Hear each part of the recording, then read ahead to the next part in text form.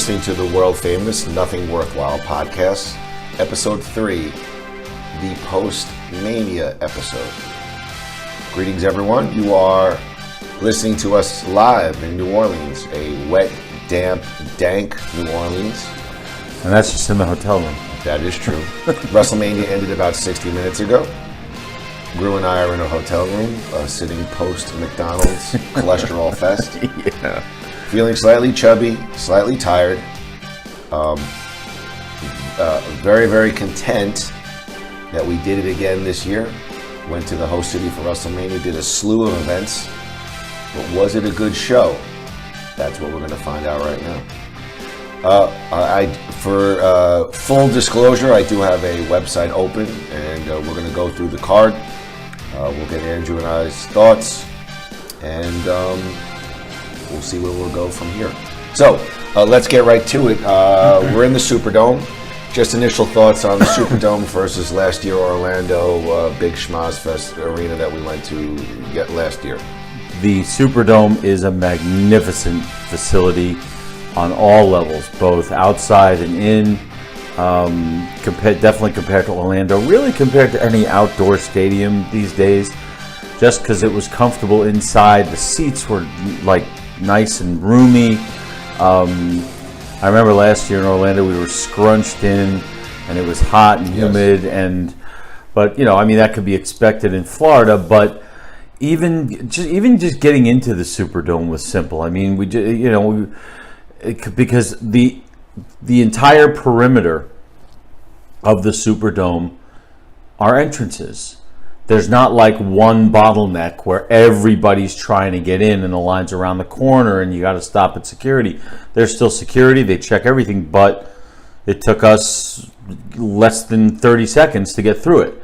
And just getting in there, and then once you're in there, it's easy to navigate. It's just a truly pleasurable facility on all levels. I really did enjoy being there. Makes a big difference when the facility is indoors. It certainly did from our perspective, because there's really just comfort level, and you can hear things better. The sound is more contained. See things better. Because I believe the show did start during daylight hours. Yes. But when you're inside, that doesn't make a difference. Last year, I remember, it was kind of tough to see in the beginning, when, because it was clear, it was bright. So I was very impressed with the Superdome. Yeah. So, full disclosure again, I apologize on the quality of our voices, especially mine. We were just cheering for the last 6 hours. We were, and that's a good sign. Worked out well. Gru and I did our usual traditional pre-sandwiches. We tailgated at the car, and then we found a parking spot maybe a half a mile away from the Superdome, and we walked it. Avoided the exorbitant parking fees, and got a little exercise. Yeah, it wasn't a bad walk, and we were able to hit the Superdome, no problem, easy peasy. All right. So we made it about halfway through the Andre the Giant Memorial Battle Royal. 30-man cluster of mid to upper to lower mid-card performers. Just looking at the scroll, we finished up with Baron Corbin, Kane, Mojo Rawley, and Matt Hardy.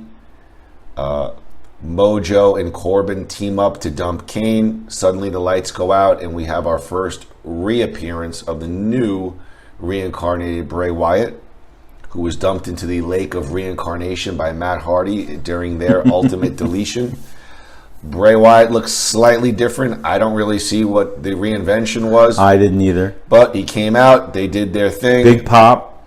Bottom line. Big pop. Yes, he did. But bottom line was Hardy dumped out Baron Corbin, and Matt Hardy is the winner. Bray and Matt face off at the center of the ring. They do the obligatory hug and hand clap, and it looks like Bray is the new member of the extended Woken universe. Your thoughts? Well, at first, when Wyatt, who'd you say Hardy dumped out to win? Baron Corbin. Baron Corbin. So, at first, the bell didn't ring right away. because I remember we were standing there thinking that Bray Wyatt was now a participant in this battle royal, and then all of a sudden the bell rings, and even Matt Hardy looked surprised. Do you recall that?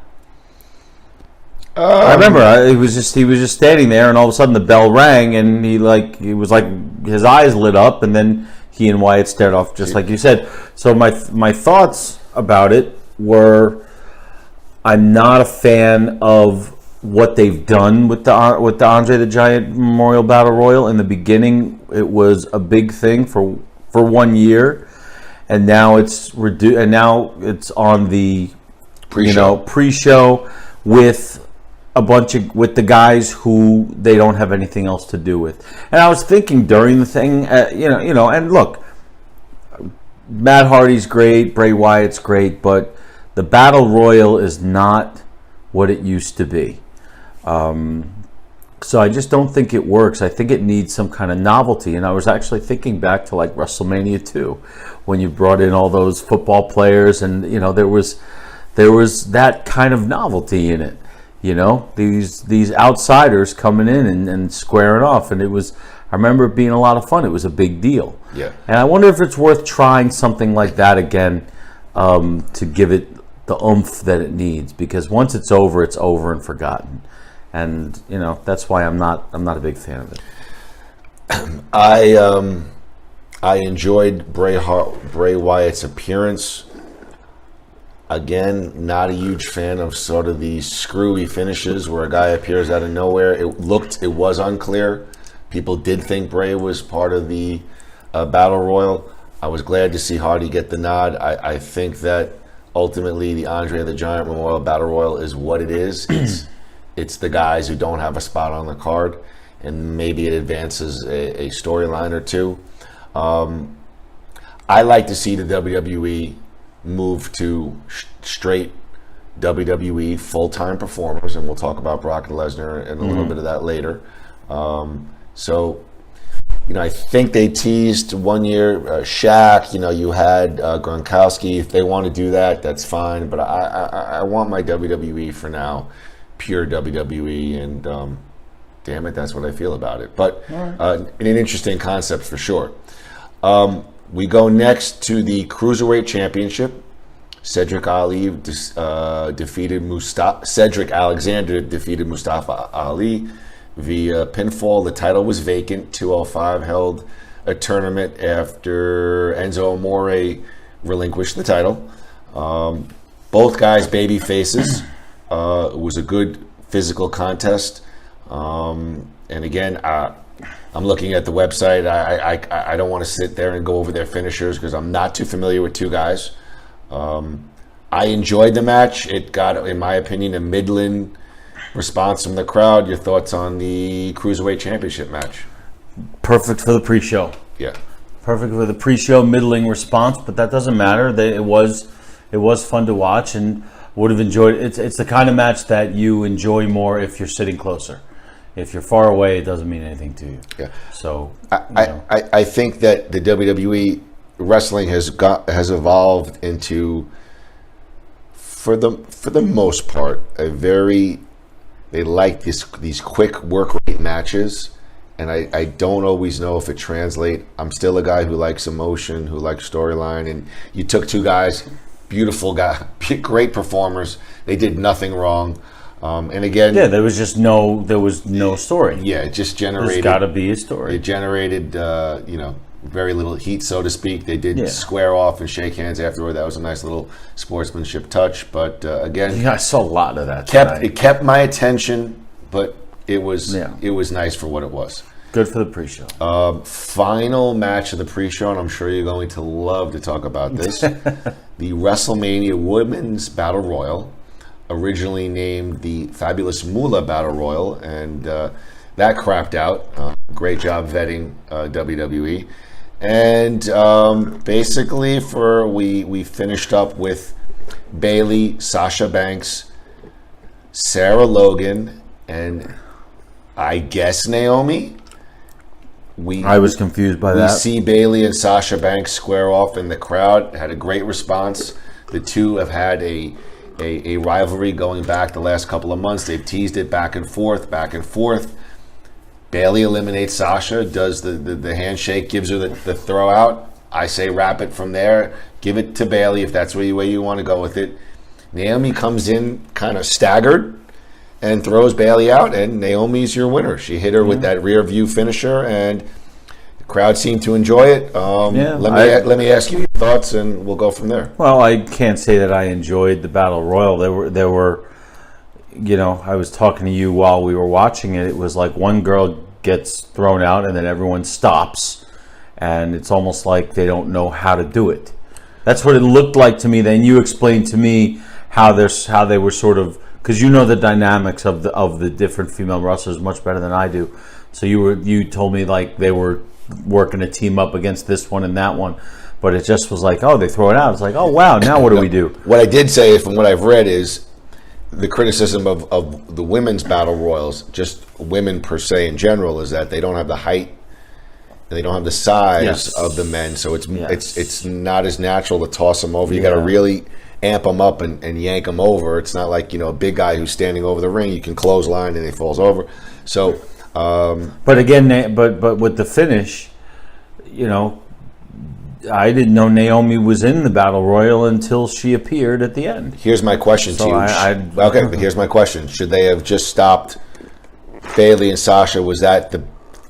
I know you're not much of a fan, but let's talk about the actual match. Should they have just gone? You got Bailey and Sasha, two girls that probably would have been in the WrestleMania card if maybe there was another spot. Two very good performers. You had a great crowd reaction. They have a rivalry already on TV. Let one of them win, and should they wrapped it up and went home? Did you like the Naomi, or you preferred Sasha? If Naomi was in it it doesn't. See, the thing is, it doesn't matter who wins these battle royals because nothing happens to them anyway. Okay, but so my answer to that is yes, they should have had someone who was actually in it win it. Yeah. But if Naomi was there since the beginning, I would have had no problem with her winning. Yeah, apparently, why not? Apparently, Naomi had been thrown out earlier under the second rope and kind of just hit. Oh, all right, I didn't see it. I don't like that. I think you have Bailey, you have Sasha. Yeah. If you want to go with Bailey, fine. If she was in there, then fine with me. I'm not fine. I'm telling you, I'm going to talk about the match. Right. The match should have ended with Bailey and Sasha, and one of those two should have won. And it was Bailey. It was Bailey. Tosser. Done. That would have been for me a more satisfying finish, but they went with. They've been doing that for years, though. All right, we go to the show. Package fireworks. We're going to WrestleMania. We start off a good first choice, I thought. Three-way for the Intercontinental Championship: Seth Rollins, Miz, and Finn Balor. Great pace. Miz decides to send the Miztourage backstage, telling him, "I've got this. This is awesome." Chants throughout the arena. Hot crowd. We'll talk about the crowd later on. And again, we could go through match and finishers, but bottom line was Seth pins Miz. He pinned Miz. Okay. I don't know what that says, but he pinned Miz. Yes, well, I'm trying to follow it right here. But Seth pins the Miz. So Seth Rollins, your new IC champ. I believe you predicted that in our pre-Mania. Thoughts on the IC championship? Terrific match. Exciting, fun. Two of the three guys I'm big fans of. I'm not a Balor guy yet. And I'm glad he didn't win. I'm a little disappointed that Miz didn't win, but Rollins is fantastic. I mean, I think Rollins is great, so I would love to see a feud between those two. Just those two, though, because, and we'll get into this with some of the other ones, the triple threats and the fatal four-ways, it's not fun to watch live. It's just, I don't know how you feel about it. I'm curious, because it's just like they got to throw them in there to make room for people. Yeah. Do you think, here's a question for me, do you think, now the crowd was good for this match. Yes, it was. Okay, they were. But do you think, for other ones, they weren't, though. Okay. For the question, ones with a lot of people, the question is, do you think the crowd is more gives people more heat when it's one-on-one. Okay. Or 2-on-2 or a tag team, like face-off, not these triple threats where it's like they don't know where to go with themselves. That's the easiest answer of a question you've ever asked me about wrestling. The question is absolutely. Again, we talked about it. We did touch upon it in the pre-Mania podcast. I'm not a huge fan. They can be visually exciting and they can be visually stunning. These 3-ways, these 4-ways, these tornadoes and elimination matches. I like my wrestling. I like my sports. I like my rivalries one-on-one. I think that's the most powerful. I think that's the most we identify with. And so my answer is yes. Yeah, and again, they did nothing wrong. Right. I was surprised. I thought Miz kept up with 2 guys who can really work fast. And Miz, we both did we? I thought I predicted Rollins. I believe so, but we'll go back and check. I mean, I still would have loved the Miz. I think the Miz fits the chicken SH champion heel perfectly. But I have no problem with the match. It was fun to watch. Yes, me too. All right, let's go to the second match of the night. Interesting choice where they put it on the card. Charlotte Flair versus Asuka. Charlotte Flair defeats Asuka via submission to retain the title. Asuka's unbeaten streak in the WWE dates back 2 years to her October 2015 debut in NXT, and she's been really showcased as a powerful female performer with excellent physicality. She's MMA, ground and pound strikes, and match had plenty of big spots, triangle chokes, and Charlotte back and forth applied the figure 8 and then did like an almost a little bit extra bridge where she took one arm to bridge her other arm, and surprisingly enough, Asuka tapped. Thought it got a great reaction from the crowd. Your thoughts on Charlotte Flair versus Asuka? Well, thoughts are it was fantastic, and I know that's probably surprises you because I'm not big on the female matches, but Charlotte sold it to me hook, line, and sinker, and it just shows you, just like with the Battle Royal, they need something like the Women's Battle Royal, they need something extra.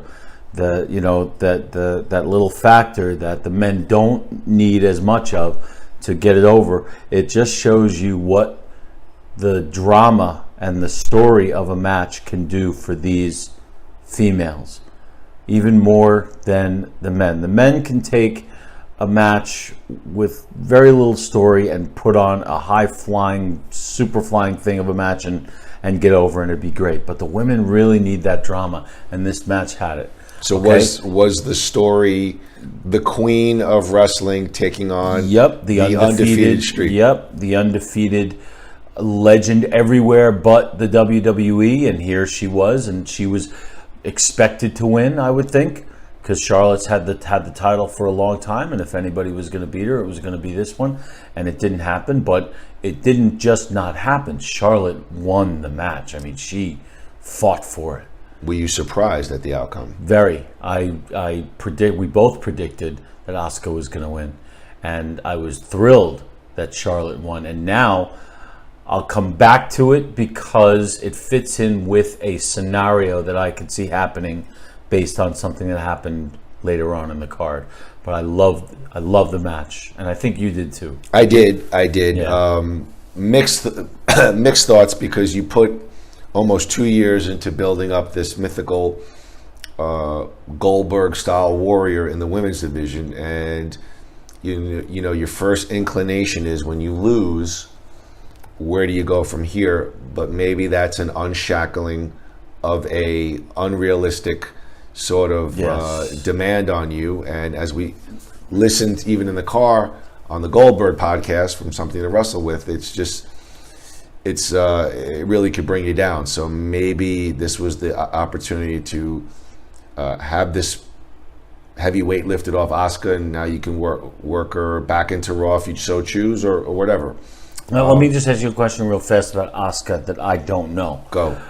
We know that Charlotte's finisher is a submission hold. What is Asuka's finisher? I think she has some kind of submission, and I don't know. All right, it's not worth looking up. I just wanted to know. Yeah, she has a submission. Strikes. She's brutal. Up next. So far it's a great show. Yes. United States Championship. We'll talk about this. Jinder Mahal did win. He defeated Rusev via pinfall, Randy Orton, and Bobby Roode.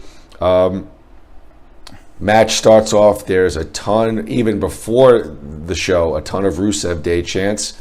And Rusev comes out and place goes bonkers. And 5 months after his WWE Championship run comes to a close, again, the WWE picks Mahal and puts the U.S. title on him. A little help from his sidekick, Sunil Singh. Thoughts on the match? The match itself, like the outcome, no opinion. Because by the time this match could have been... See, this is what I was talking about, like Fatal 4-Ways and all that. All the heat that Rusev had coming in went down the toilet once the other participants entered the ring. Once it became more than two. There's Rusev. He's the only one in this match who's got any kind of heat. And like, if it's Rusev versus Rude, it's a great match. If it's Rusev versus Mahal, you have an old-fashioned two big face boys versus two big boys, but you've got the crowd is all for Rusev and hating of Mahal. And if it's Rusev versus, who was the other one? Rude, Orton, and if Mahal. it's Rusev versus Orton, could have been great because the crowds, I think, had enough of Orton too. But when you put them all together, all of that just disappears. The heat level goes down because nobody's in the ring long enough for you to get behind them. They're in there for a spot, and then they're out, and then it's another guy coming in. It's like almost a traditional Survivor Series match, which don't exist anymore because of that heat factor. Well, let's talk about the winner, Jinder Mahal. Is he slowly becoming the Roman Reigns of SmackDown? He's gotten a couple of championship runs. He's a body. He has a great look. He's got a great song. He's got a great package, but he just does not seem to connect 100% with the audience. Well, it's a tough question for me because you've seen a lot more of him than I have. What I saw... Well, work with me, pal. I am. Oh, God damn it. Well, I'm telling you, what I saw a heel. Yes. Is he a heel? Yes. Okay, Roman is not. So he's not. They keep trying to face him up, but they're going with Jinder Mahal as a heel. So I'm okay with a heel champion. Okay, for somebody to come up and try to defeat him, and that could be Rusev now. That could be Bobby Roode now. This is somebody to knock the asshole heel champion off their perch. So I'm okay with the win. I'm okay. That's why when heels win, it's better than a face who's not over winning. You know what I mean? You're looking at Let's me. Let's talk about Ronda Rousey. Oh wait, you asked me about the finish. I want to know what you think of the because finish? I'm good. I'm good with. I didn't like the match because it was a fatal 4-way, but I'm good with the finish. I feel like sometimes the WWE says to its fans, we're not going the way you want us to go just because we don't want to. And the crowd was very hot for Rusev, and I'm a believer in this is your canvas. And, Rusev is an independent contractor who was hot. The crowd wanted him. Give him an opportunity. I think that opportunity will come. Yeah. Well, we'll see. We'll see. Do I have anything against Jinder Mahal? No. I love his music. I love his intro. I don't think he's a bad performer. Maybe a year or two down the line, but he's not really connected. But he is a heel, and they don't really he's a foreign guy who's a heel, but they don't really play up. In this day and age of political correctness, they've sort of tampered down his rhetoric. He did come out and said a couple of hot things and got some criticism, and he's sort of. You mean the Iron Sheik is not going to be his manager? No. So it's a different time we live in with wrestling. Rousey and Kurt Angle defeat Stephanie McMahon and Triple H. Fun match. Oh, I love this match. We had a blast. Incredible, fun piece of business. Ronda Rousey's first in-ring appearance with the WWE. Great story. First half of the match, Stephanie McMahon pulls every dirty trick in the book to prevent Ronda Rousey from getting in the ring. She gets in the ring, and she just goes off and beats the crap out of Stephanie McMahon. Gets a couple of licks in on Triple H. They make a little bit of a comeback, get a couple of licks in on her. Great scene when Stephanie goes to tag Triple H and he's knocked out on the ring apron, and she has to face Ronda Rousey. The crowd loved it. You got your nostalgia with Triple H and Kurt. Ronda's first appearance, it's no secret that from what we could see and even the quick looks at the media, everyone was just overwhelmingly positive about just Ronda Rousey and her ring work and how she played up to the fans. Before we even get to the results, thoughts on Ronda Rousey as a WWE performer? She needs work, but this wasn't a wrestling match. This was about revenge. This was about telling the story, and it was so entertaining. She does need ring work. There were a couple spots that were awkward, but she's much better than she was when she first came on the scene and did a couple of moves. I thought she did exactly what I expected her to do. I don't think she could have done any better for someone who's been with the company in training for about a month. But you just criticized her and said spots were awkward. But she needs work. But she couldn't have done any better.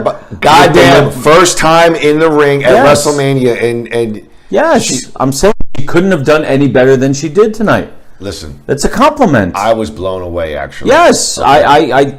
There was no better than she could not have done better. She was terrific. I love you criticizing. You could barely walk from the Superdome the half a mile to our car without a CPAP machine. And now you're breaking down Ronda Rousey. No. You're totally misunderstanding. I'm not missing anything. She's someone. I have to listen to your long-winded gas bag. This was not a wrestling match. This was about vengeance. It was a wrestling match. It's in a wrestling ring. Okay. And they told a great story. Yes. And Sure, can you sit there and say she hit whatever suplex clean? Maybe, maybe not. I didn't care. I thought it was actually, and again, it helps when you're dealing with veteran superstars like Kurt Angle, Triple H, and Stephanie McMahon, yes, who are veteran performers. They certainly protected her. But protection schmection. The expectation of her going in exceeded. There. Can I finish the thought? Yes. Well, it was exceeded. I think that, for me, I think the sky's the limit now. I mean, she got that first one in the biggest stage of them all, 75,000, 80,000. I see no downsides. Dana White was quoted as saying she did an amazing job. He was actually ringside. I just saw for WrestleMania himself. I thought it was great. Fans seemed to be into it. Your thought on the conclusion of the match and how it finished? Well, they teased us with what we were saying could have been the best finisher with Angle having the ankle lock on Stephanie and Ronda having the. Well, actually, I think it was the other way around. Maybe, but like the double submission that didn't happen. Or we thought Ronda was gonna make Triple H tap out, but she ended up making Stephanie tap out, which was almost as good. Fine, terrific. Hot crowd, loved it. Everybody loved it. I loved it. Ronda was great. And now, what I want to ask you, because this is what I was thinking of when the match ended.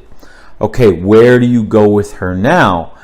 and I want to hear what you, if you were, I mean, do you continue this, or is this story over? I don't believe it's over. Okay. And I wouldn't sell it as over, because if you looked at it, it's somewhat naturally. Confrontation doesn't end after one event, so to speak. However, I think somewhere down the line you begin to transition her into roster competition. Maybe Stephanie McMahon has a proxy female wrestler or something to that effect. That might be for another time. But clearly her next WrestleMania will be in a ring with a major female performer, and there'll be some real stakes on the line. And I, for one, will be very excited. New York, huge market, Rousey.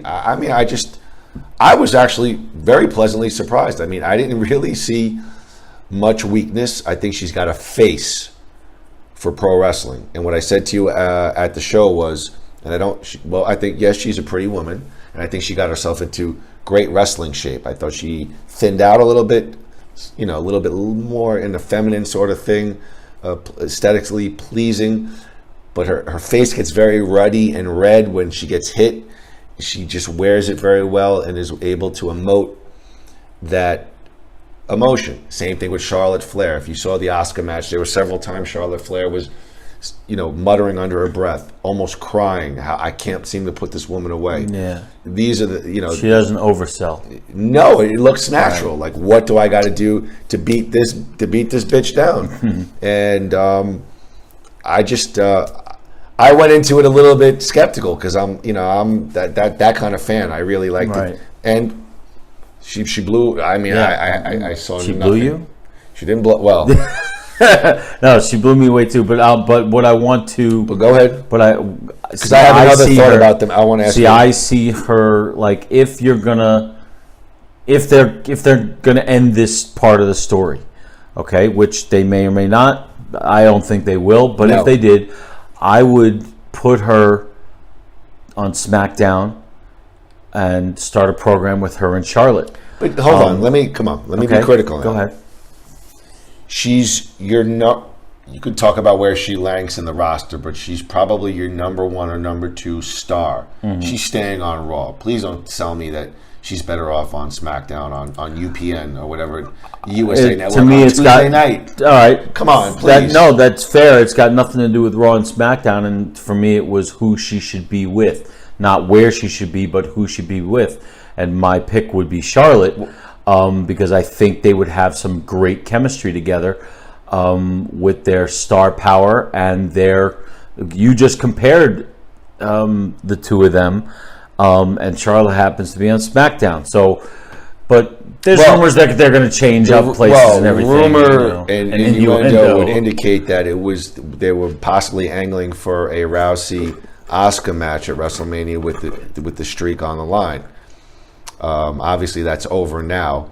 And I think if you want to go Flair Rousey, which would be great, or if you want to go Rousey Asuka, whoever is on whatever show, you just find a way to get them to my program with the two top female feuds would be Rousey Charlotte and Asuka Nia. Well, I don't think you're going to see that anytime soon. I think that those are matches saved for SummerSlam or WrestleMania, and that's when I think we'll see them. Right.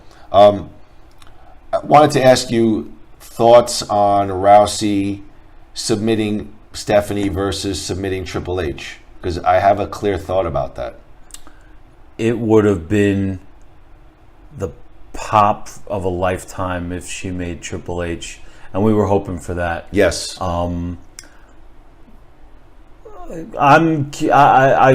My thoughts are that would have been the best for the crowd. I'm guessing they felt it wasn't best for business, but I'm curious to hear what you have to say. Well, I think that's something, though, that's very hard for Triple H to come back from, even if he's a part-time guy. So I'm glad they submitted Stephanie, because you would have had chance. And, this is a guy that's beaten Brock Lesnar at WrestleMania.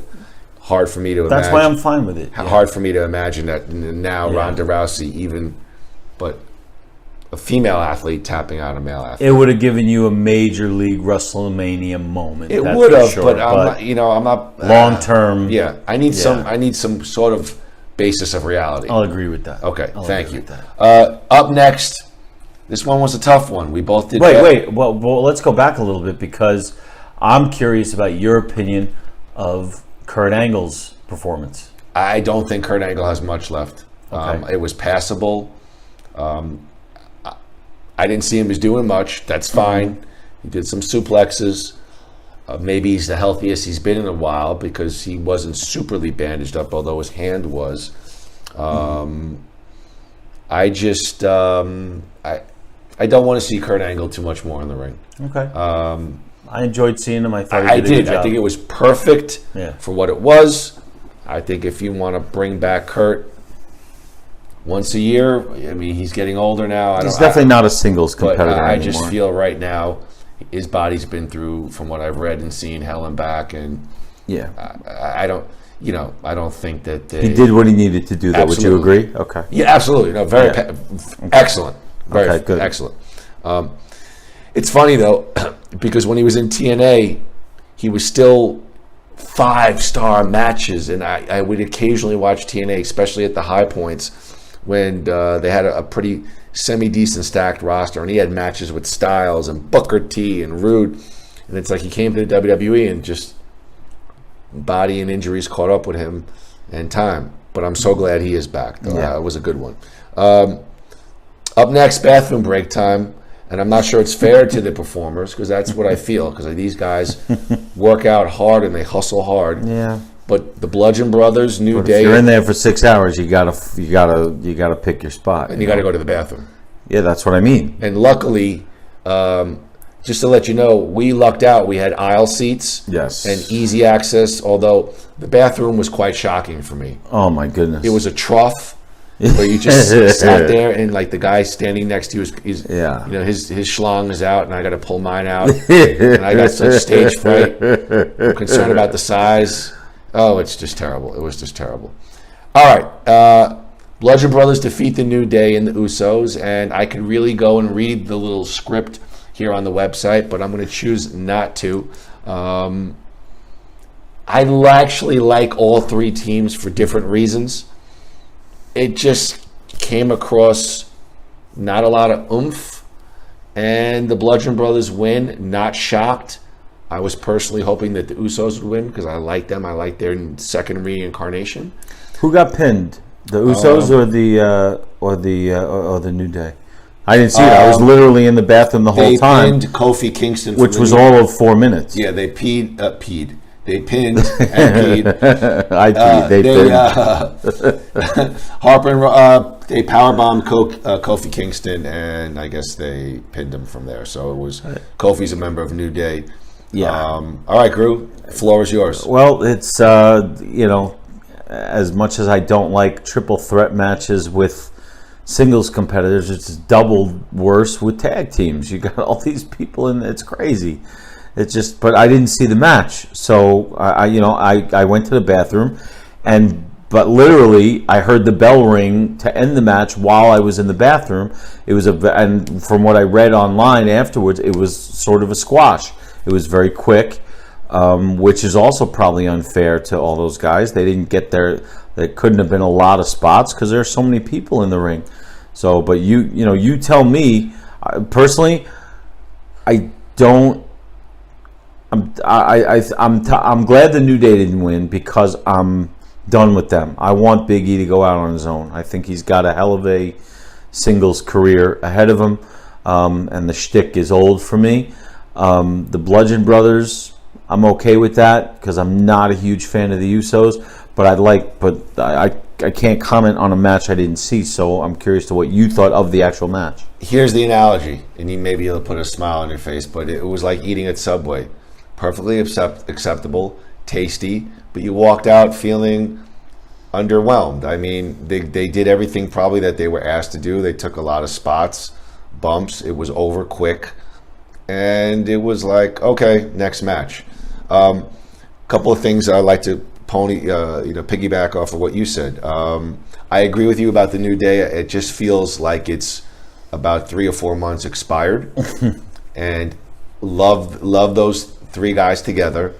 But unfortunately, because I'm not sure how it's going to go from here, it's time. Yeah. And I think Big E is the guy to push as the singles. Maybe the New Day continue in another incarnation with the other 2 fellas. Usos are perfectly acceptable tag team, and I like them. Harper and Rowan, the Bludgeon Brothers, are interesting. I'm curious. They've never referenced that they were part of the Wyatt family. I would like for them to reference this back, and maybe this is their new chapter as the Bludgeon Brothers. But it's almost like it's Rowan and Harper from Luke from Harper and Rowan from the Wyatt family. Yeah. I think Luke Harper is actually a phenomenal performer. And Harper is a big hoss, and he's not bad. So now, again, I didn't see them. Were they still dressed the same way that they were with the Wyatt family? Or no, they're dressed almost like gimmick? No, it's a different gimmick. Okay. Maroon. Think Viking killers. Huss. Not 1980s Right. Viking killers. More like 2015 Okay. sheer satin. Gotcha. It's.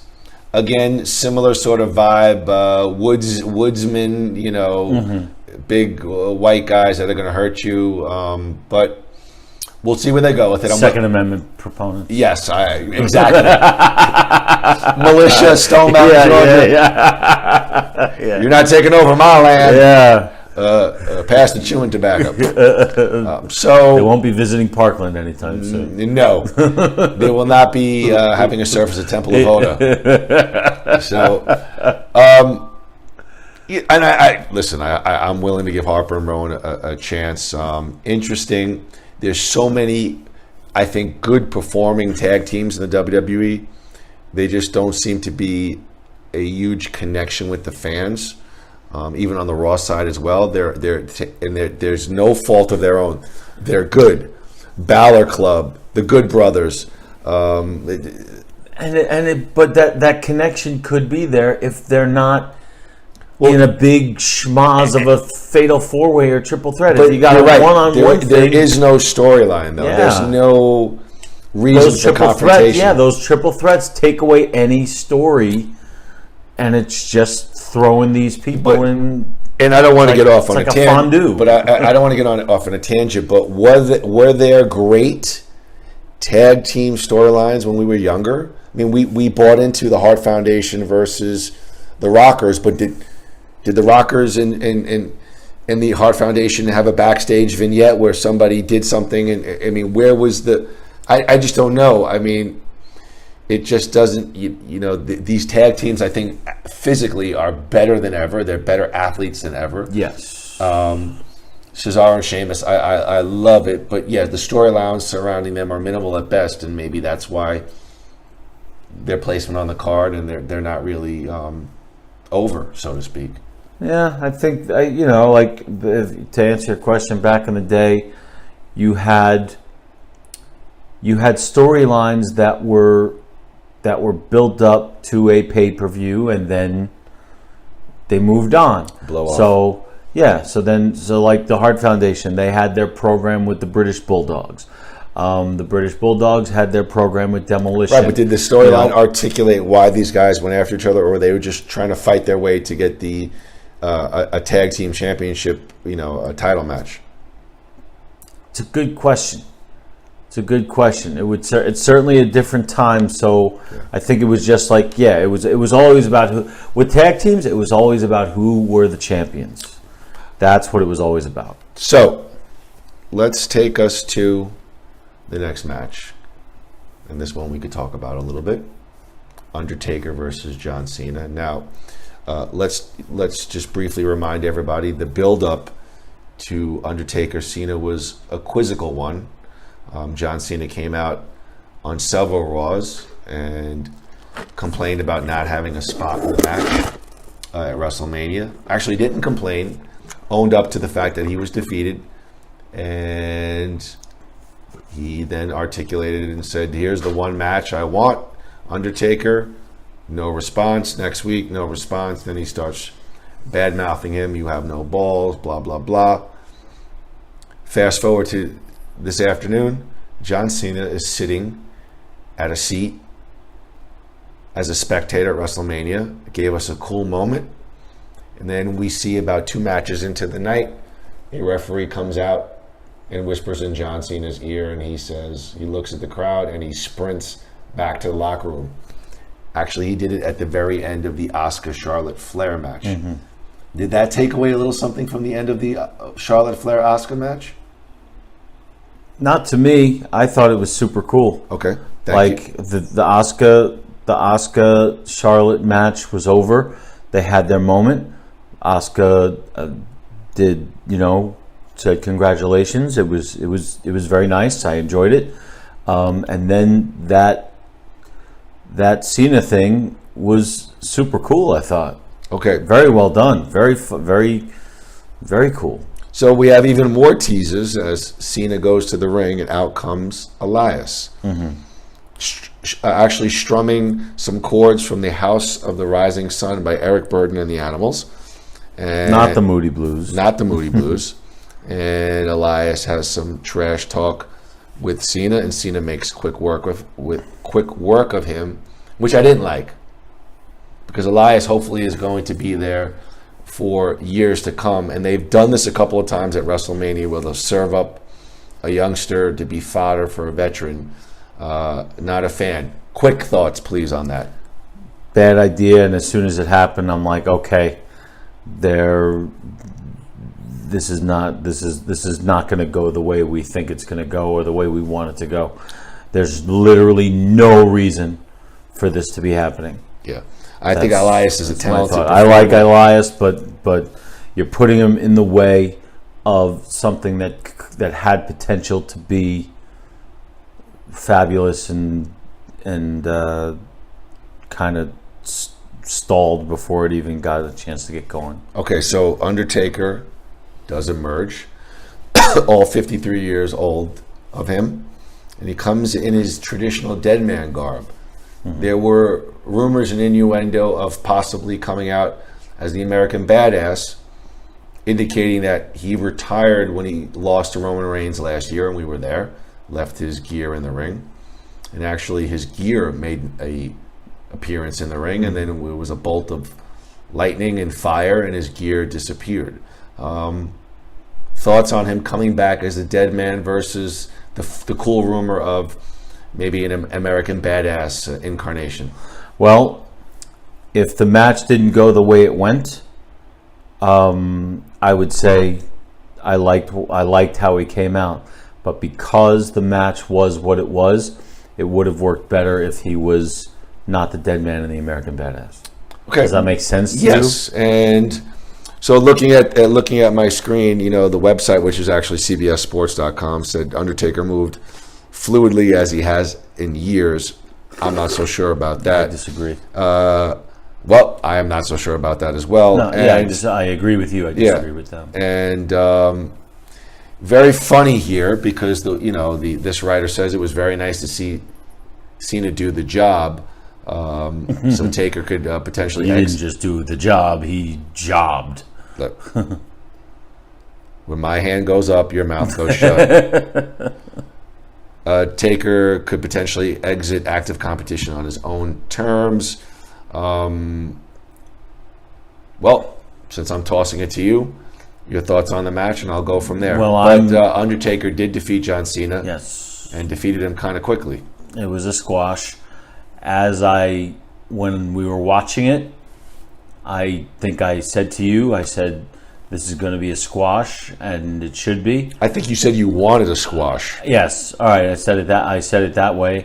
You got it. You said I got it, and in hindsight, you were right. Cena is a 16-time world champion. He's one of the greatest of all time. And now what? The Undertaker, and I know why they did it. They did it because the Undertaker, and this is coming. We were sitting far away, so we couldn't really see.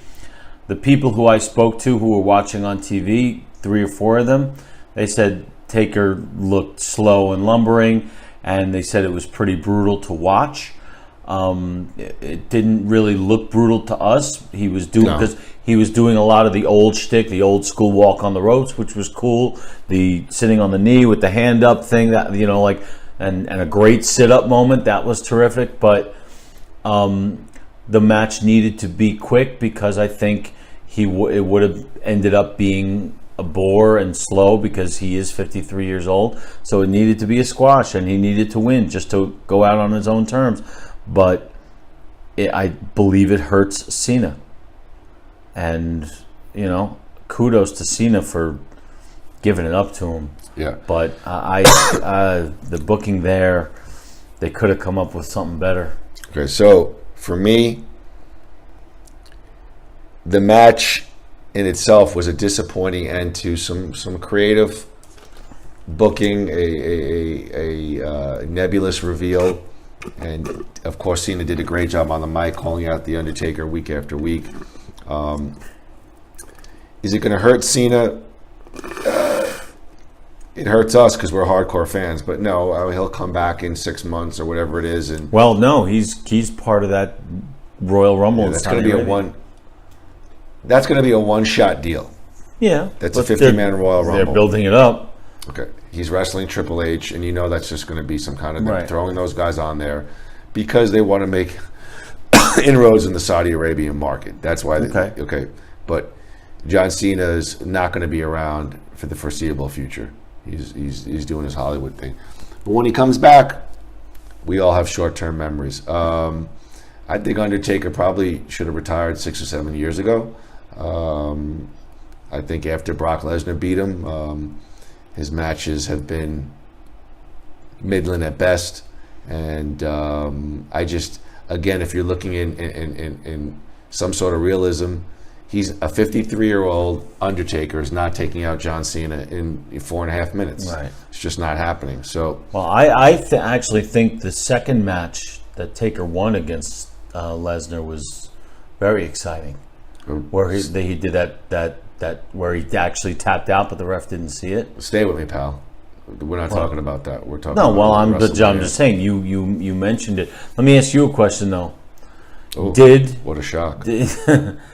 Did Cena and Undertaker have to have a match, or could you have had Undertaker answer Cena in another way and made it work? And seeing, I didn't need any of it actually, and I could have done added something else or extended another match a little bit longer. So, to me, and again, I'm not saying this is the final appearance of the Undertaker, but this kind of sealed the deal. I think it's time to move on from that part-timer, and I think it's time now that WWE officially cuts the cord with John Cena. Sure, we'll bring you back here from time to time, but I think those two big names, I think the Undertaker is done, and I think John Cena is from here on in a 1 to 3 appearance, big pay-per-views a year and special attraction matches, and he falls into Triple H territory. And they're going to have to be more reliant on their current roster of superstars to attain those kind of heights. Okay, I'll give you that. All right. In that case, then it's okay. Next match, please. Daniel Bryan and Shane McMahon defeated Kevin Owens and Sami Zayn via submission. So this one was an interesting one as well, because going into the match, there was a stipulation that Owens and Zayn, if they lost, are fired, and if they win, they remain on SmackDown Live. And then you had the subplot of Daniel Bryan returning after 3 years from a brain injury, no less. So interesting sort of factors heading into the match. As we said, Bryan and McMahon win. Owens and Zayn, are they now fired from SmackDown, Gru? Well, they remain fired. Truth is, I don't know. That was to discuss the match. Well, hold in on. and of itself. Hold on. We're going to get to that. Let's Okay. talk about where might you go storyline wise. You got these two guys are fired. I mean, obviously, these are two top guys. They go to Raw. Interesting. That's an easy solve. Is tomorrow night the big superstar shakeup, or is that maybe going to be in a couple of weeks? That's a great question because a lot happened tonight that leaves a lot of unanswered questions, and that's one of them. Okay, all right. So I really, I don't So know. let's get to the match. Hot crowd at the very beginning. Mm-hmm. Brian takes a power bomb to the ring apron, which he did on SmackDown a couple of weeks ago, and that left him for a while. seeking medical attention. He was out for quite a while. Yeah. And then it was Shane sort of 2-on-1 fending off Owens and Zayn, and the crowd got awfully quiet. No fault of the performers, I felt. Shane did the best he could.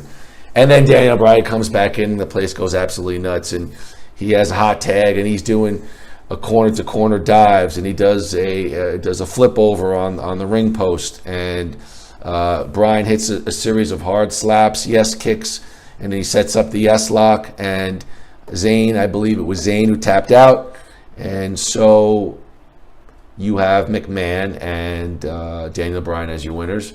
Thoughts about the match? Awkward match.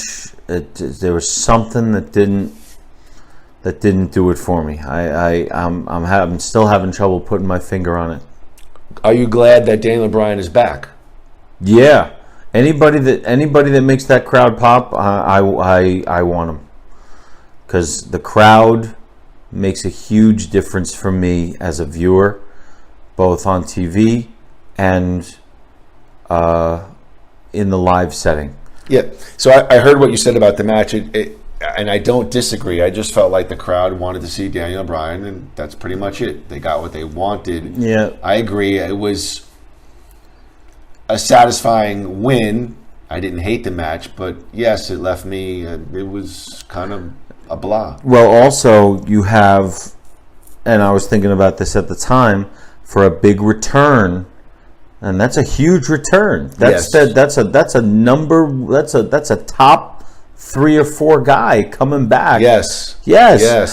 You don't want him in a tag team. You want him one-on-one with somebody. I think with that storyline, they jammed it in, and they did the best they could with it. Yes. But so that's why whenever he was out of the ring, their focus was on him. So what was going on in the ring wasn't ringing true. Curious to hear your thoughts on Shane McMahon's performance tonight. He was obviously protecting himself from his current medical condition, which I believe is a real one. Diverticulitis. I think he was definitely in the hospital. Well, I think the beatdown was to serve that. Thoughts on diverticulitis? My dad has it, and I know what it does to him when he has an attack. He's learned to live with it, but I remember he when he does have an attack, it kind of knocks him out for a while. I will say this: I have diarrhea almost every night. It's a different thing. I'm as healthy as a horse. Shane did a good job trying to keep things moving. Do you get the sense that maybe it's time to move on a little bit from Shane as well? Yeah. Shane. He's a terrific personality, but in ring, it's time. And do you get a sense that I seem to ask you this question every year after WrestleMania? When are they going to move on from these part-time performers? And we say, "Oh, imminently." And then, hey, part-time performers can be fun, but when it gets repetitive, it doesn't ring true, and especially people like to see Shane go one-on-one as well, because that's where the focus is on him. He could do his crazy lunatic suicide dives. Here he didn't do that. He did one nice one, but tag team.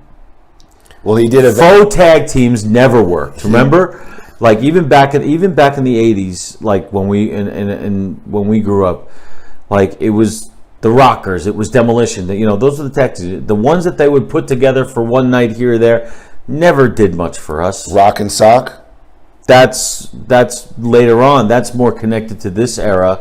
and they went with that for a while. They were tag team champs for a while. I'm talking about Cesaro and Sheamus. I'm talking about the one nighters. I'm talking about, oh my God, we're going to see Roddy Piper teaming up with Hulk Hogan against Ric Flair and Mr. Perfect. Right, who the hell wants to? Right, no, but I'm saying, and so was this.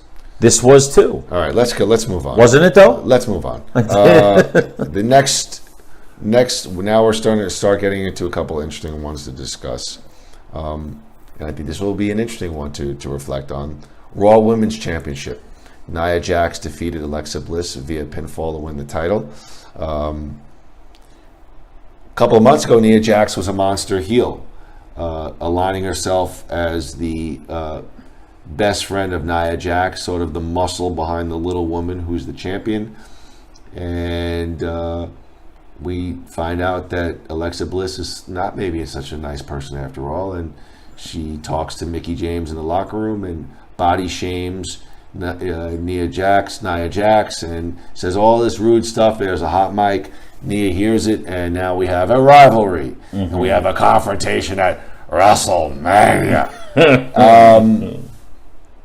I'll give you my thoughts, and then I'm going to bounce it to you. I thought the match was a little clunky at first, but Alexa took some big bumps for a little girl, and the offense that she sold, and Nia did a nice job.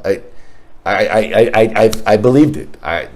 She had the eye rake, and it caused Nia to stumble a little bit, and I bought into somewhat the realism of the match, and I found myself enjoying it as it progressed, and the ending. I even thought Alexa sold it really well when she lost, and she had the upset eyes, and I actually love it. No, but I liked the match. I thought it was a good match. Nia Jax defeats Alexa Bliss for the Raw Women's Championship. Thoughts? I liked it too. I enjoyed it. I'm not quite sure how I feel about the whole Mean Girls angle. I think they could do better than that. But she's a big girl, and I seeing her wrestle. I saw women's wrestling the way I used to look at it. She reminded me more of a Fabulous Moolah than a Alexa Bliss, who just the reason that I'm not a huge fan of women's wrestling now. Even Charlotte Flair is kind of bigger.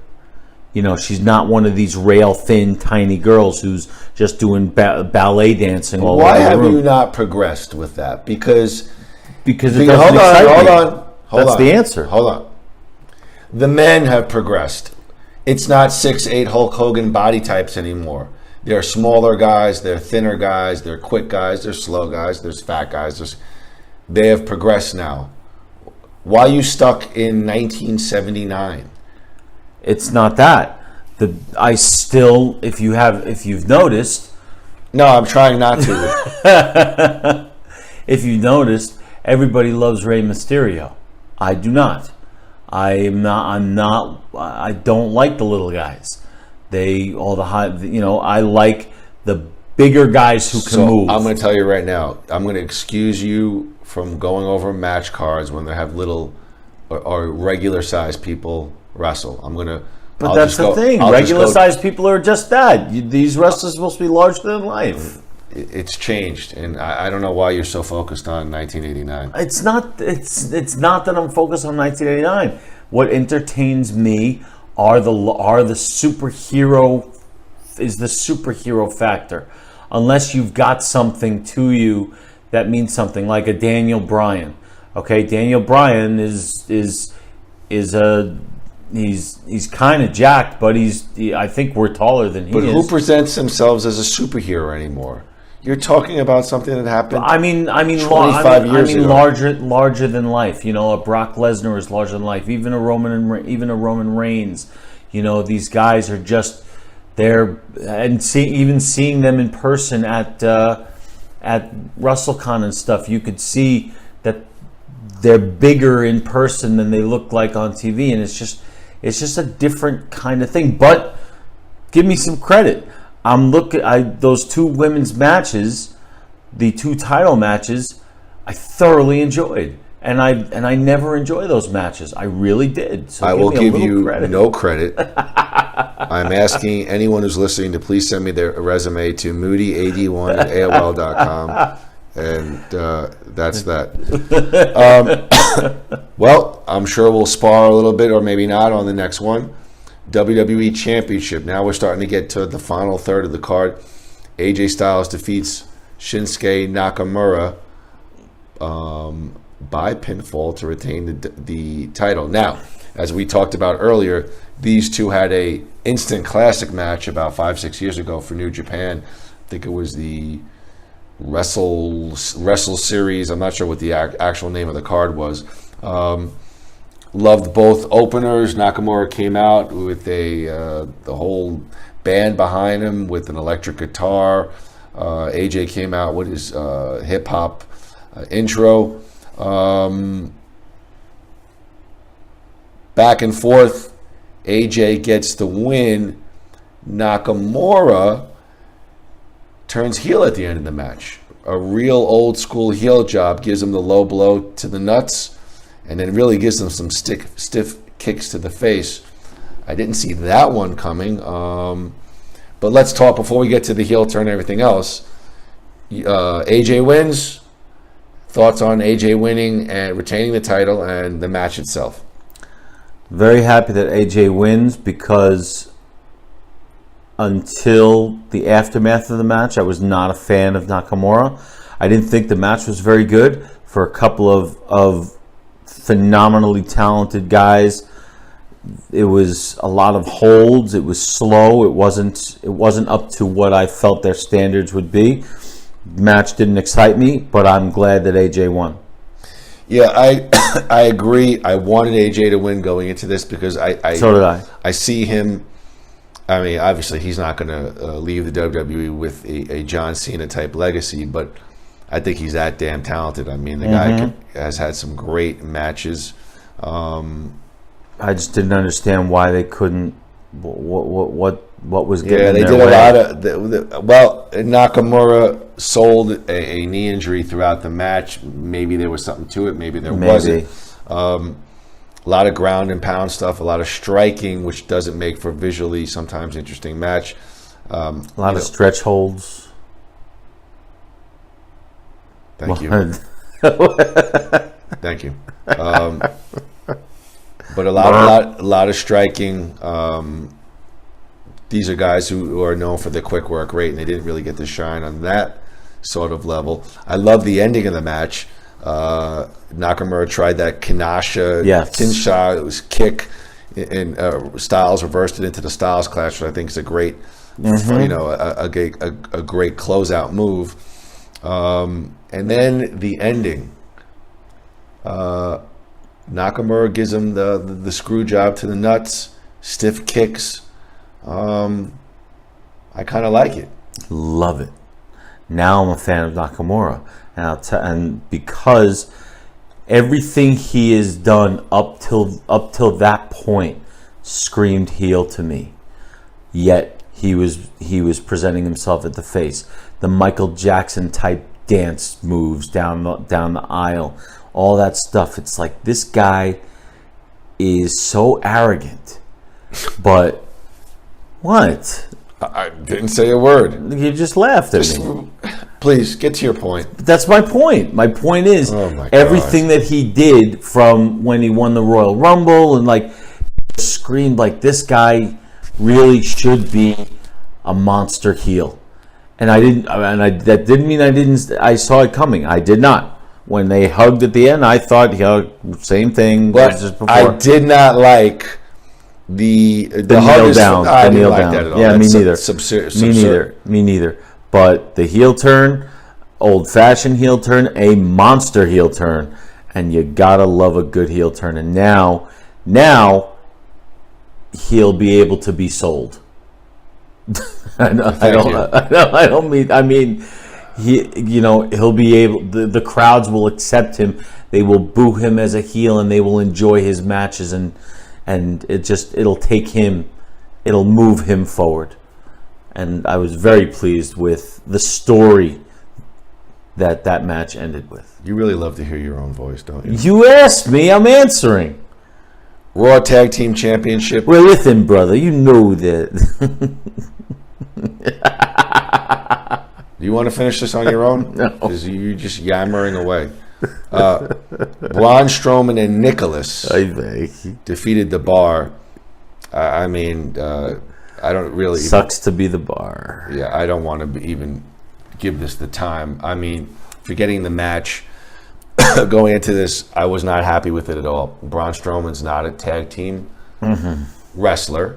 He's a singles star. And I really felt the Bar, two guys who are accomplished singles wrestlers who've made a great tag team. They did a job, and it was just so shameless. And it was fun to see the kid, and it's cute and all, and it got a pop. But I just wasn't. Upon reflection, in terms of looking at it critically, it did nothing for Braun Strowman. It did maybe even worse for the Bar. And actually, I think it did do something for Braun Strowman, but it's good for a Raw, not for a WrestleMania. But I think what it did for Braun Strowman was turn him into now a super babyface. But did he need that? No, but that's what it did. So it did something. It moved him somewhere. What is he? He's the friendly monster now? I'm not saying it's a good thing. I'm just saying. What is he, Godzuki? I'm not saying it's a good thing. I'm not saying he needed it. I'm just saying it did something. But it also hurt Cesaro and Sheamus big time. What's their names? Cesaro and Sheamus. Thank you. But let me ask you, I want to ask you something. Oh, you're interested in my opinion? Yeah, I'm always interested in your opinion. Oh, what a shock. I've asked you many questions. Go ahead. Should I fake my orgasms? No. My question is, why do you think they did this? I have no idea. Well, I don't think it was to make a babyface turn. Was it to push Nicholas? Get him laid? Here was my only thought during the match. Yeah. My only thought was, whatever somebody, the booking fell through. The missionary tag partner or something happened. Maybe that's the only thing I could think of. Rey Mysterio couldn't make it. Batista was blah blah blah. Those were the two I kept on reading. You want to do something like this, and you pop maybe a great old school name, or maybe not even old school, but you bring somebody in. Everybody was in town. But I just don't know, and I do think Cesaro and Sheamus get hurt here. And again, it's the world of professional wrestling. We have short memories. They can come back tomorrow and absolutely. And but I'm really curious. It just is find out. And you got this tremendous monster. And I hate using wrestling terms, babyface. We got a tremendous monster, well over with the fans, and now he's Mick Foley. That's the best. Yeah, you're right. That's a great point. Yeah. That's a great point. That's the best you could do with him. Yeah. What's next on the WWE Network? Holy Strowman. Yes, say it at a time with Braun Strowman. Say it to Strowman. And why I wish Nicholas best of luck on it. On his wrestling career. I think there's going to be future endeavor tomorrow. Yes, and I'm sure the NWA testing will go very well. The new Nicholas shirts are 34% off on WWE Shop Zone. People have been tweeting some funny Nicholas jokes, like he's already suspended 30 days because he violated the wellness policy or something like that. First of all, I will give the kid credit. He went up. He looks scared shitless. But Guru, he did it. Yeah. They can't ever take that away from him. He'll go to college. He'll be that guy. Yeah. And he went up on a ring apron in front of 76,000 78,000. Whatever it was. And the millions. Well, I will say this. World. Superdome was not sold out tonight. No. There were empty seats up top. Not a lot, but there were empty seats. Yeah.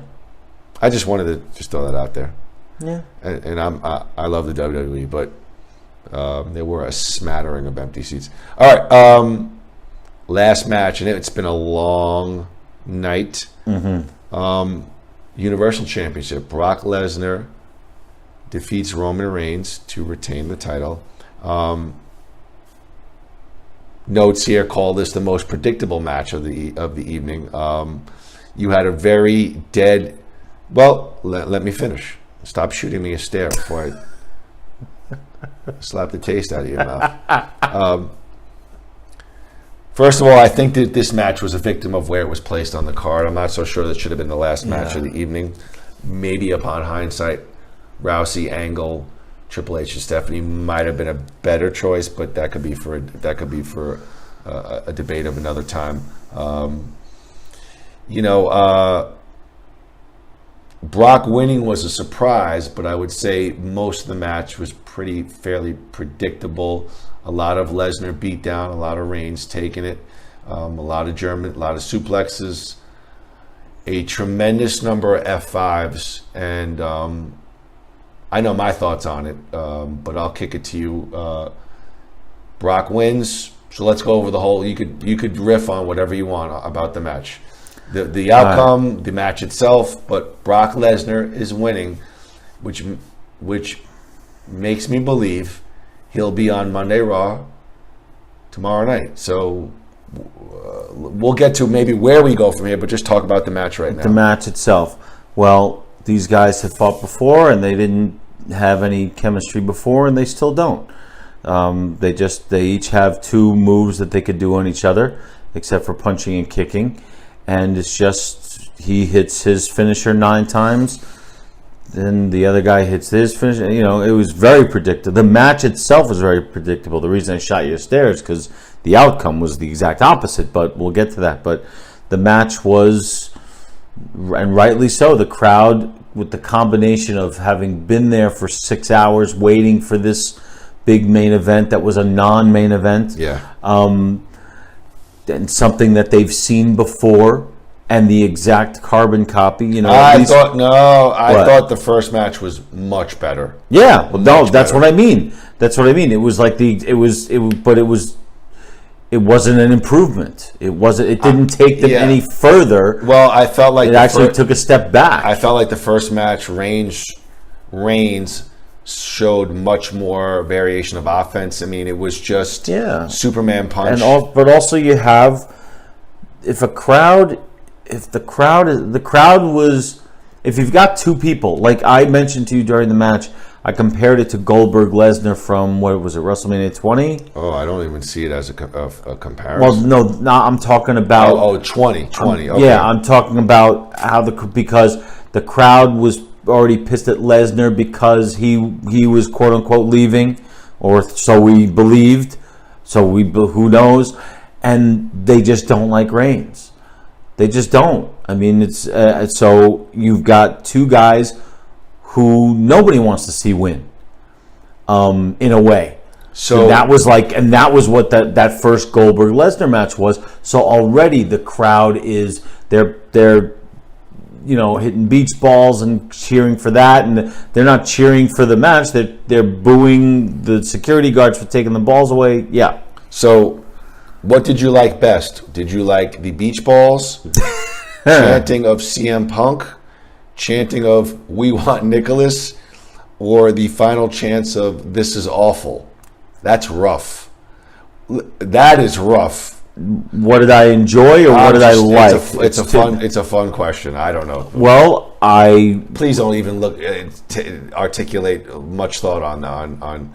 I'm glad that I've never heard of "This is awful" chant, and I liked hearing it because it sends a message. Well, it really does. Again, I don't think it's that's something you can't ignore if you're running this show, can you? No, but I mean, I don't blame Lesnar and Reigns per se. No, I absolutely don't. I think everything you said is right. The placement on the card, but what has happened to everyone's finisher? I mean, they're not finishers anymore. I guess not, because when you kick out of an F5 for a fourth time, man, it's game over. You're now Freddy, and you're not. You're Jason and Friday the 13th, and you cannot die. I just, I mean, I need my wrestling in some kind of realism, and I was shocked. I was shocked at two things. One, I was shocked at the Brock victory. Number two, I was a little bit shocked that Roman Reigns got the color, and whether it was legit hard way, but Roman Reigns had a nice cut on it and was bleeding from his hairline, and his face was blood red. You don't see that very often either. Well, what's your opinion on the match?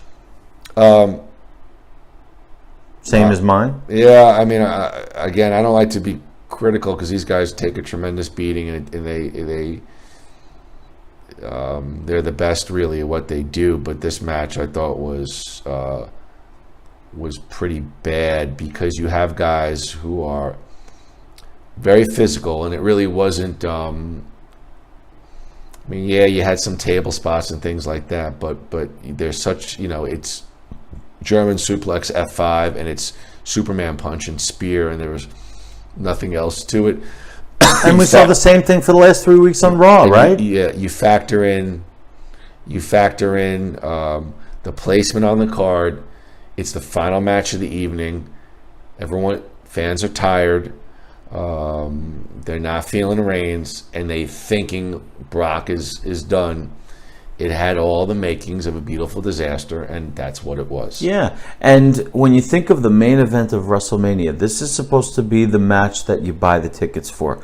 This is supposed to be. Good point. This is supposed to be what you're waiting for. There could be matches on the card that are much better. I always go back to Hogan Andre in WrestleMania 3. That wasn't the best match of the night, but that was what sold the tickets. And this match is supposed to be your money shot. And going in, did we decide to go for this match? No. Would we have been happy to leave after Nicholas won the tag team championship? That wasn't the match to leave on. But if you said to me hypothetically, let's say, not that it was a great match, but Nakamura, Styles, I mean, I could have missed Brock, Roman, to be honest with you. We could have gotten an early jump in the car. Yeah, and that's supposed to be the one that you're talking about the next day. Just like, what I talked about before. How are you going to get that from these two guys who have been fighting each other over and over again? Why are you doing that? So, for argument's sake, let's assume from what we've read is true. Brock Lesnar is done, or let's not. But I don't know. Where do we? I mean, that's the good part. So here's the one thing I do say. Again, similar to Asuka, maybe this could be an unshackling from Roman Reigns, and actually, more so than Nakamura. I don't understand the WWE's unwillingness to let this guy cut loose, and if the crowd wants to take him to bad guy territory, why not go there? I don't get it either. But let me ask you this, though. Do you think they called an audible? I just was going to ask you that. Well, sometimes I feel the WWE calls an audible just for the sake of calling an audible, and I guess that's a fun but upsetting, if that's the correct word, relationship that WWE has with its fans. I think that sometimes they say, oh, clearly this is what our fans want, and we're just not going to give it to him. Rusev, he's hot, but it's just not his time. Maybe it will be 6 months from now, maybe it won't. But yes, do I feel like here they called an audible just for the sake of calling an audible? I got that feeling walking out, like the WWE is going to, even if Brock is leaving, we'll take the belt off him tomorrow night, or something to that effect, where they maybe could have done a couple of things, maybe kind of cool. They could have maybe turned Paul Heyman. He could have done something. But I think your best point was your last point, which is you typically buy the ticket for the main event, and this was such a loaded card that maybe that's a little bit of a moot point, but yes, traditionally you buy a ticket for the main event, and the main event undersold and disappointed big time. And But it was already doomed to do so, because number one, we did not know that was the main event until we started seeing the writing on the wall as the card no, went they on. promoted it as a main event. You didn't know if it was going to be Okay. But this was again the card was so big that you could literally make a case for 3 or 4 main events in the card. But again, you're doing a main event that you've already done at a WrestleMania. And I know they've done that before with Rock and Cena. Yeah, but however, you're talking about 2 of the greatest of all time there, and their story was continuing. Okay? There's no difference in the relationship between Brock Lesnar and Roman Reigns now than there was when they first did this 3 or 4 years ago. Well, here's the thing. It's still the same. Nothing's changed. Well, this is why sometimes sequels don't work, and clearly here but it didn't work even before it started. We knew that. We always questioned it. We all questioned it. You knew?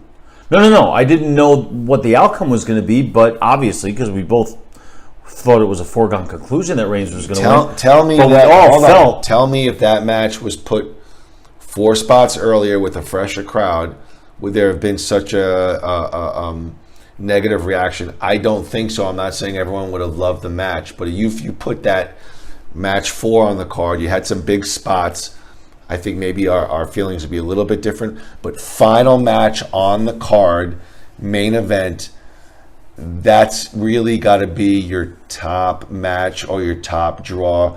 This matchup was neither, and they suffered very much at the end, and it was an embarrassment at the end. I mean, you're talking about your 2 top guys and the chants and the beach balls. It was a struggle to watch. However, the end did get a nice pop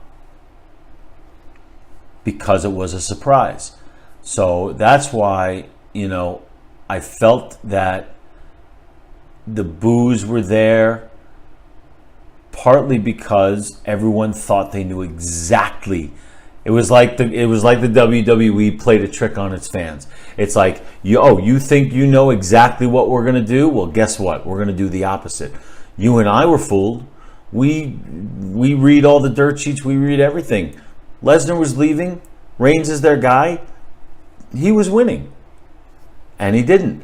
That's where the only pop for that match came in, right? I'm really not buying either thing that you said. I mean, again, I just said if they're going to call an audible for the sake of calling an audible, then no. But I mean, do you agree that the only pop came when the surprise ending happened? Because they didn't want to see Reigns be champ. Yeah, I don't think it was anything more or anything. Okay, anything less than all that. right, that's fair enough. But it all comes back to a main event that A, had been seen before, B was thought to be predictable, and C just wasn't good. I mean, to me, Brock Lesnar. Am I done? No, but do I need to see him for a while? No. I mean, I was going to ask you. Do you want him to leave or do you want him to stick around? Nah, I'm done with him. Yeah. I don't want a part-time guy. I want a full-time champ, and I think Braun Strowman could easily get put into that spot.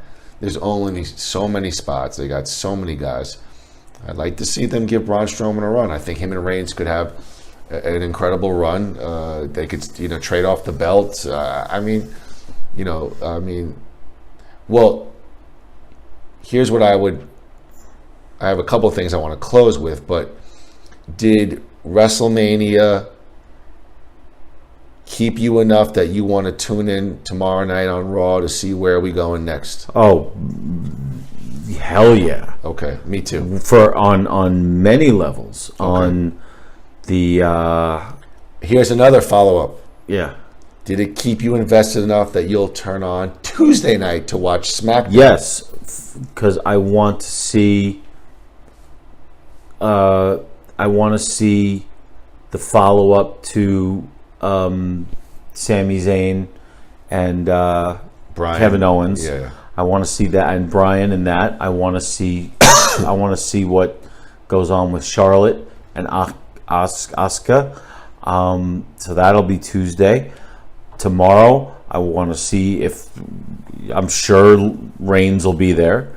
Okay, I'm curious as hell to see what happens with that. So yes, so if their objective was to leave people wanting more or want to tune in for the next 2 nights, they got me. They're going to open with Ronda Rousey or a Brock Roman open Heyman, something like. What storyline they're going to open with tomorrow night? I would, if I were them, I would open with Rousey. Get the crowd hot first, because they probably literally have no idea what kind of reaction they're going to get from Brock. So, and people are going to want to be very curious about that. So you might as well make them wait so they stay tuned, instead of just, well, if the answers to my questions are answered in the first 20 minutes, all right, then I can go to sleep.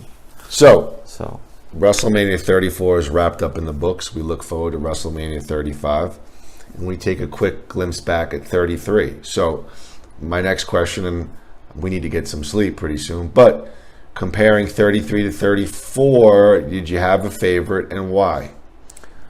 I liked this show much better. Because we were there for a long time, but it didn't feel like it. This one went by quickly. It really didn't feel like it. And there were matches that were great, that we loved, and things moved along for me. I developed a new respect for female wrestlers that I didn't have before, because I saw things that I'd never really seen before. It was less predictable. It was just it was more fun. It was more fun. The main event last year was better. It was Goldberg. It was Goldberg Brock, right? Was that the main event? Was that the last match? No, it was not. What was the last match last year? I thought it was. Maybe you're right. Maybe it was Goldberg. No, it had to have been Reigns. Reigns Undertaker. Reigns Undertaker. Oof. Okay, that match was not very good, and seeing Reigns beat the Undertaker sucked. Although it was a nice farewell to the Undertaker. That was a nice moment, but as a whole, this show stacked up much better. Yeah, I agree. I wouldn't say it was significantly better, but yes, it was better. I think even factoring in the arena, the stadium, the experience, I enjoyed New Orleans more than Orlando. I think Rousey made a huge difference. I was concerned that she wouldn't live up to the hype, because the way they've been hyping her, like, this is the biggest signing in WWE history. Well, and blah, it blah, could blah. very well be. Well, I am all in with this now. I think she is fantastic in every way. Her presentation, the whole nod to Roddy Piper. Hold on, is great. You realize she's female? Yeah, but what I love about her is that she is more like a Charlotte Flair than she is like an Alexa Bliss. It's the Alexa Blisses that she's not big boned like Fabulous Moolah. No, but she doesn't have a fat ass like Fabulous Moolah. But she wrestles. She doesn't dance. She wrestles. She fights. She's a fighter. She's UFC. She's a fighter. Okay, Charlotte Flair is a fighter. Okay, that's and Natty Neidhart is in that category too. Okay, a lot of the other ones, like the ones in the Battle Royal, they're like you said, they're just man. Maybe this is a new beginning for me. Maybe I'll be more invested in it. Maybe this was what would you use? What word did you use? Unleashing Asuka from the streak. Well, I loosening the reins to let it. Now they can move on with her. Don't you feel that sometimes we saw it with Goldberg, and sometimes these wrestlers that start off with these hot streaks? It's just it's tough. Undertaker every year at WrestleMania. It's tough. It's tough to live up to, and maybe now that it's gone, she can tap into something more. Yeah. Well, now that I have enjoyed my first female wrestling match, really, it was one of the better matches on the card. Maybe now I can move forward in that direction, and you won't hate me as much. No, Gru just says to me at the middle of the match with people all around us, he says, "Oh, that Nia Jax, she's a real big broad." Well, no, here you can make those comments. Look at those. Look at that big fat ass. Well, God damn, pal. So this was 34. 34. So 35 next year, New York. MetLife Stadium, where the Giants and Jets play. Do we get the Hulkster by then? I would say there's a 75% chance. 75%. The city where it all began. Yeah. He tweeted me today, by the way. I just want everybody to know. I know. Don't ever erase that tweet. Keep it saved and archived forever. Yep. Yeah, I think there's a good shot Hulkster's there. I hope so. Now, is next year, is the plan come in a little bit later and let's do Monday Night Raw after WrestleMania? I think so. Could that not be the craziest? Because the Raw after Mania is always the craziest one in that New York crowd after Mania. I think that's a good plan because, we could still come in Friday night after work, so we don't, and then take off Monday and Tuesday. Yeah. Okay. But that's, they don't want to hear about that. No, they don't. They don't want to hear about the world of shit that I'm walking into at school on Tuesday. Well, listen, we all got to go back to work at some point, but it's been an absolute blast. We've got a lot of podcast posting to be doing. Yes. And right now, we have one vote. Thank you, Michael Levy. We have one listener vote that voted for the Howard Stern private parts for us to break down in long But you form. still have probably several months to cast your vote. So, well, I had a blast. We'll do it again in 2019 Mania, and hopefully we'll do it again way before that. But I appreciate it. Love you, brother. You too. And we'll speak again, and we'll speak about nothing. Yes, worthwhile. And until then, 1, 2, and Yazoo.